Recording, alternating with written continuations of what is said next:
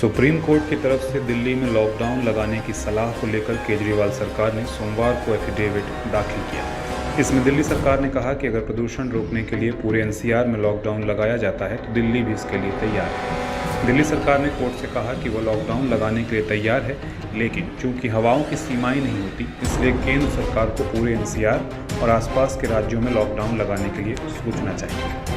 सुनवाई के दौरान दिल्ली सरकार ने अपने एफिडेविट में कहा, हम स्थानीय उत्सर्जन को नियंत्रण करने के लिए पूरे लॉकडाउन जैसे कदम उठाने को तैयार हैं। हालांकि ऐसे कदम तभी कारगर होंगे जब इसे पूरे एनसीआर और पड़ोसी राज्यों में भी लगाया जाए।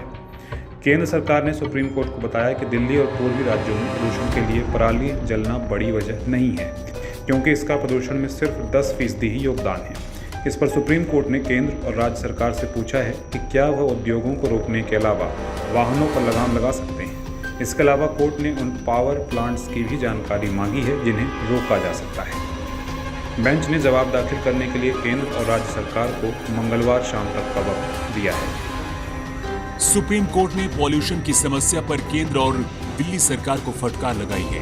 कोर्ट ने प्रदूषण के मामले पर सुनवाई के दौरान दोनों सरकारों से कहा है कि वो जल्द से जल्द प्रदूषण को रोकने के लिए सख्त कदम उठाएं।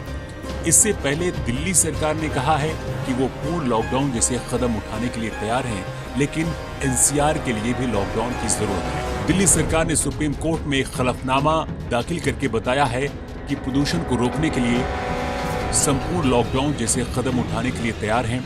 इसके साथ ही सरकार ने यह भी कहा है कि ऐसे कदमों से सिर्फ कुछ समय का असर पड़ेगा। केजरीवाल सरकार ने बताया है कि दिल्ली के साथ एनसीआर क्षेत्र में भी लॉकडाउन लगाने की जरूरत है, तभी ऐसे कदमों का असर पड़ेगा। दिल्ली सरकार ने केंद्र सरकार से कहा है कि वह दिल्ली को एनसीआर का हिस्सा मान ले और पूरे एनसीआर में लॉकडाउन लगा दे। दिल्ली की केजरीवाल सरकार स्थानीय उत्सर्जन को नियंत्रित करने के लिए पूर्ण लॉकडाउन जैसे कदम उठाने को तैयार है। हालांकि ऐसा कदम सार्थक होगा अगर उसे पड़ोसी राज्यों के एनसीआर क्षेत्रों में भी लागू किया जाए। दिल्ली के कॉम्पैक्ट आकार को देखते हुए लॉकडाउन का वायु गुणवत्ता व्यवस्था पर सीमित प्रभाव पड़ेगा। दिल्ली सरकार ने सुप्रीम कोर्ट के निर्देशों के बाद उठाए गए अन्य कदमों के बारे में शीर्ष न्यायालय को सूचित किया है। सरकार ने कहा है कि 13 नवंबर को आपात बैठक हुई। इस सप्ताह स्कूलों में शारीरिक तौर पर कोई कक्षाएं नहीं होंगी।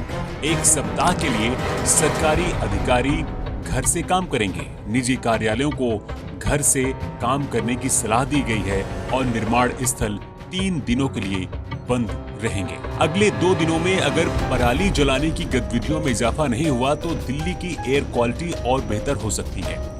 16 नवंबर की रात से एयर क्वालिटी खराब होने की आशंका है। ऐसा इसलिए क्योंकि हवा का बहाव रुक सकता है। 17 नवंबर को हवा गुणवत्ता के ऊपर खराब कैटेगरी में होने की आशंका है। अरविंद केजरीवाल सरकार ने शनिवार को एक सप्ताह के लिए सभी स्कूल बंद कर दिए थे, जबकि सभी सरकारी कर्मचारियों को भी वर्क फ्रॉम होम के लिए कहा गया था। नेशनल कैपिटल में आंशिक लॉकडाउन जैसे ये फैसले पॉल्यूशन के मसले पर किए गए। इमरजेंसी मीटिंग में किए गए। मुख्यमंत्री अरविंद केजरीवाल ने इन फैसलों की घोषणा की और चेतावनी दी कि हम संपूर्ण लॉकडाउन के तौर तरीकों पर भी विचार कर सकते हैं। प्राइवेट गाड़ियों को बंद करने पर सोच रहे हैं। सभी कंस्ट्रक्शन एक्टिविटी भी रोकी जा सकती है। दिल्ली एनसीआर में बिगड़ रहे प्रदूषण के हालात के कारण हरियाणा सरकार ने प्रदेश के 4 जिलों में, जिसमें से गुरुग्राम, सोनीपत, फरीदाबाद और झज्जर जिला शामिल है, जहां पर स्कूल पूरी तरह से बंद रहेंगे।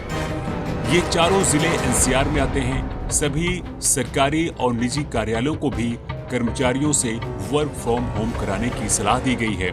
हरियाणा सरकार ने प्रदूषण के बढ़ते स्तर के कारण यह फैसला लिया है। दिल्ली सरकार पहले ही इस बारे में निर्णय ले चुकी है। हरियाणा सरकार ने तत्काल प्रभाव से नए निर्देश भी लागू कर दिए हैं। ये निर्देश 17 नवंबर तक लागू रहेंगे। इस खबर में इतना ही। ज्यादा अपडेट्स के लिए आप बने रहिए।